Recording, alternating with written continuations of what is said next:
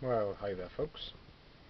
I've been thinking about rapid fire this week. In between my commission painting, I've briefly had a chat with Ralph about it, or I was mentioning it, and I think he was asking what version this is, because he's mentioned having an older copy.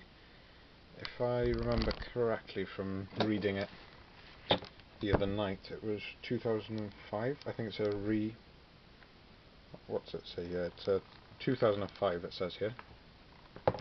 So I think it's a republication of an old set by Colin Rumford and Richard Marsh. It's really appealing as a rule set, I must say. It's an excuse essentially to get out all my Corgi diecasts, and I'll show you the infantry that I've done recently. It's quite inexpensive to wargame at this kind of scale. It would usually be aimed at 20mm, but should you wish to do 28mm, very expensive, or maybe 15, of course you could do. I've got two tigers there. I'll show you some of the, what would you call them, formations in the book in a second. But there's a panther there. He's in an Ardennes camouflage, but I'm sure he could do in a pinch to make up some numbers. But you've really got a large scale. It's almost like a brigade level game. The sample scenario that I've read in, I think it's called, well, it's a French village. I'm sure Phil will be offended if I butcher the village name. I'll have a go at it now. Yeah, so the scenario I've looked at so far, it's page, have a look now. I think it's, okay, so in this edition at least it is page 70 onwards, and it's Lingavers. The British attack a German-held village in Normandy, and you can see the 20mm figures there in their full glory. And then we have an example of a Panzer Grenadier Regiment and an infantry brigade for the British. And I was really eager to go off and base some infantry, and I do have some that were already painted. These I bought in Crusade in Penarth years and years ago. To the right you see, I think they're US Marines to fight against the Japanese. I really wanted to base them up just to show the sort of stands that you'd have in this kind of game. You've got singles, and you can have multiples, and say, I don't know, two died, you just replace it with one figure, you know.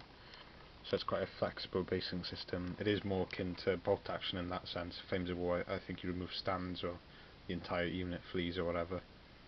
But this is definitely each figure is an individual, which I really like. Churchill's Wiles, for tanks now, that is, I've got some 5 Churchills, so I think that the thing with this system is it's going to be very cheap to add things to it. Very cheap indeed, and I've already got a large collection of 20mm. The plastics that I do have are fine, that's what all these are. I just based those up with some, is it Bostik glue that you call them? I had that Commandos canoe, and that's been based up, and I'll have to dip these in sand, I think. And it's a good excuse to use up some old bases. I got these from the, when I had that massive nightmare with the resin, someone actually used resin to seal the Perry, no, what are they called now? Baji bazooks. So that's been repurposed to a command stand. They're not amazingly painted, but you know, they've got a bit of charm to them, and they're the old style commandos. There's a lot of poses that you can't use. They're like dying or stabbing people and things. The other sets I've got the old 1/72 scale Fallschirmjäger, and they've got the, shall we call it, Airfix blue helmets. And to my understanding, I was thinking about this, I was chuckling to myself when I was basing them on. To my understanding, the sort of blue helmets, they either didn't wear them at all, or the shade is off or something. This is a bit of a running joke with history enthusiasts. It's like completely off, but I'm not going to change them. I'm going to be very stubborn about that. I just think they're iconic. Got to keep some of those. Some of them are actually, these are actually a nicer set. I've got more of these yet to paint. False Amiga again, but I think they're either a different brand or a more recent edition. Some nice camo on those. The beauty of the 1/72 scale or the 20mm is just the amount of stuff you can have in plastic. And I was looking at Fraser's collection for the Panzer Grenadiers, or I'm not sure what exactly he had, but I looked at the first video which had the infantry companies, and I think that's based up for rapid fire. So I was using that as a sort of benchmark. I suppose you'd sort of peel off. I think it's 8 to a company. What I wasn't 100% sure is why they were multi-blaced, like 4. Would you just, if 4 were killed, that's fine, but you know, do you replace them with 1 or 2 casualties, say if 4? I'm sorry, I've confused myself now. If 2 died on a 4-man stand, do you have figures to replace those, or have I got it completely wrong and rapid fire isn't actually for single casualties? In which case I need to keep that in mind when I'm basing in the future.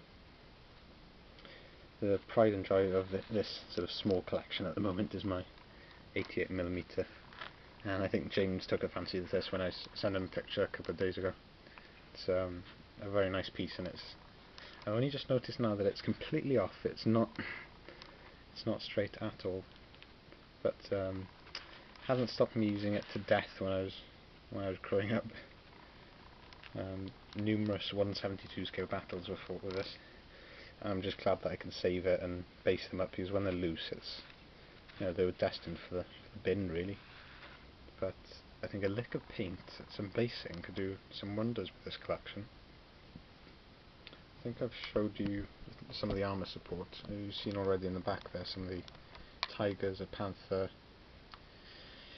Somewhere here, I'm not going to look for them now, I've got 2 Panzer IVs in plastic from Armourfast, and that's going to go very quickly. I've got is it 2 or 3 companies of heavy Panzers. You can either have Panthers or you can have Panzer IVs, at least in this example from Rapid Fire. I think this one has is that a howitzer barrel perhaps? Or is it a completely different model entirely? Now, I'm not particularly pernickety about tank models and things. I'm just glad to have them on the table. I have a rough idea of when they were used in the war, but beyond that, I'm a bit hopeless. The Armourfast sets are going to be a dream to fill up the forces for rapid fire. So yeah, that comes to, I must have 5 or 6 Panzer IVs already. Maybe if the Panther can't be used as a command tank, I think I would quite like to do that. We'll sort something out. Oh yeah, and my rambles come full circle. The thing I noticed with Fraser's collection was that he had some plastic, and they were very nice and they blended in very well. But you can buy some nice metal and resin kits like Britannia, and I was ogling over the SHQ miniatures. I'm going to try and win a few of those, a bid on eBay, sorry. And if I like the look of those, and if they blend in okay with my plastic figures, I'll probably put in a large order of one of those manufacturers, get some infantry and some, you know, a proper force going.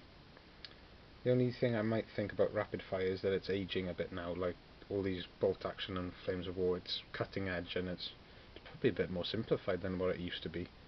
But I think I'm up to the challenge, because at the end of the day it's going to be just fantastic to have, you know, the amount of stuff you can put down on the table.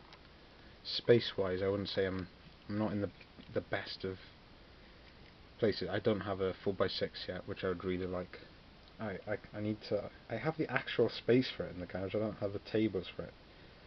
I've got one large dining room table, but it's just not large enough to hold the 2x4s, so I don't even have a 4x4.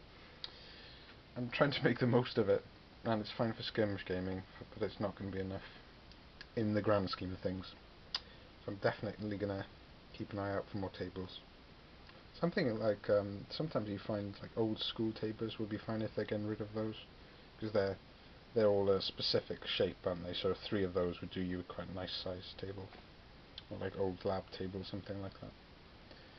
The commission is coming along very nicely for Luke. We're all sorted on that front really. I'll just show you some of those to the side.